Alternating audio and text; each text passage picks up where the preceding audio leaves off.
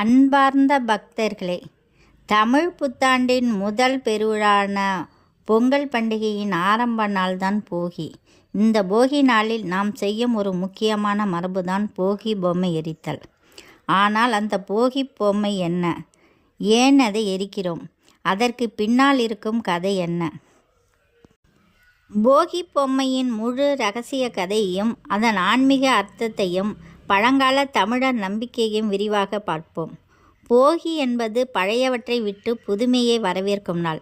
பழங்காலத்தில் பழைய உடைகள், உடைந்த பொருள்கள், பயன்பாடற்ற சாமான்கள் அனைத்தையும் போகி நெருப்பில் எரித்து பழைய துன்பங்களும் கஷ்டங்களும் போகட்டும் என்று பிரார்த்தித்தனர்.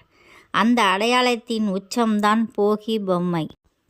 போகி பொம்மை என்பது பழைய துணிகளால் வைக்கோல் பஞ்சு கொண்டு ஒரு பெண் வடிவில் செய்யப்படும் பொம்மையை அதை பார்க்கும்போது ஒரு சாதாரண பொம்மை போல் தெரிந்தாலும் அது மனிதனின் தீய குணங்களின் உருவம்.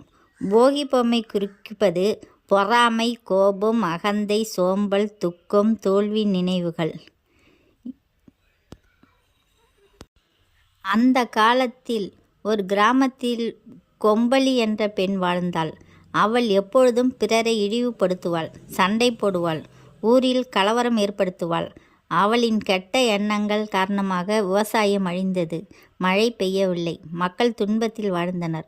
அப்போது ஒரு சித்தர் சொன்னார், இந்த ஊரின் துன்பங்களுக்கு காரணமான தீய எண்ணங்களை உருவமாக செய்து நெருப்பில் எரித்தால்தான் புது வாழ்வு பிறக்கும் என்றான். அந்த பெண்ணின் குணங்களை உருவமாக ஒரு பொம்மை செய்து போகி நாளில் எரித்தனர். அடுத்த நாள் மழை பெய்து வளம் பெற்று மகிழ்ச்சி அடைந்தனர். அன்று முதல்தான் போகி பொம்மல் என்ற மரபு உருவானது. போகி பொம்மல் எரித்தல் என்பது ஒரு ஆன்மீக தத்துவம். நெருப்பு சுத்திகரிப்பு, பொம்மை தீய எண்ணங்கள்.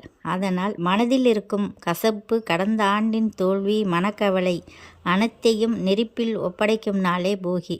இது ஒரு மன சுத்திகரிப்பு தினம். இன்றைய காலத்தில் போகி பொம்மை எரிப்பது என்பது பழைய சிந்தனைகளை விடுதல், மன அழுத்தம் விடுதல், புதிய இலக்குகளை வரவேற்பது. நாம் இனி நல்ல மனிதனாக வாழ்வோம், புதிய வாழ்க்கையை தொடங்குவோம் என்று உறுதியெடுக்கும் நாள்.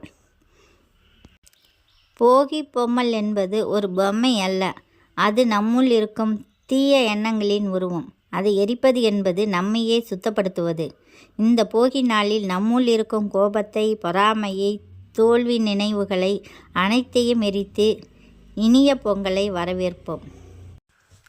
போகி நாளில் அக்னி தேவா, பாபமெல்லாம் போக்குவாயே, பழைய துன்பம் சுட்டெரித்து புது வாழ்வு அருள்வாயே, இல்லந்தோறும் இன்பம் தருவாய், இதயம்தோறும் ஒளி தருவாய், எல்லா நோயும் விலக்கி வைத்து என்றும் நலமே அருள்வாயே. ஓம் அக்னியே நமக, ஓம் சூர்யாயே நமக, ஓம் இந்திராயே நமக. போகி நாளில் அதிகாலை அக்னி முன் 3 அல்லது 9 முறை பாராயணம் செய்தால் பழைய பாவங்கள் நீங்கும், மனக்கவலை குறையும், புதிய தொடக்கம் இனிதாகும். இந்த வீடியோ பிடித்திருந்தால் லைக் பண்ணுங்கள், ஷேர் பண்ணுங்கள், சப்ஸ்கிரைப் செய்யுங்கள். நன்றி, வணக்கம்.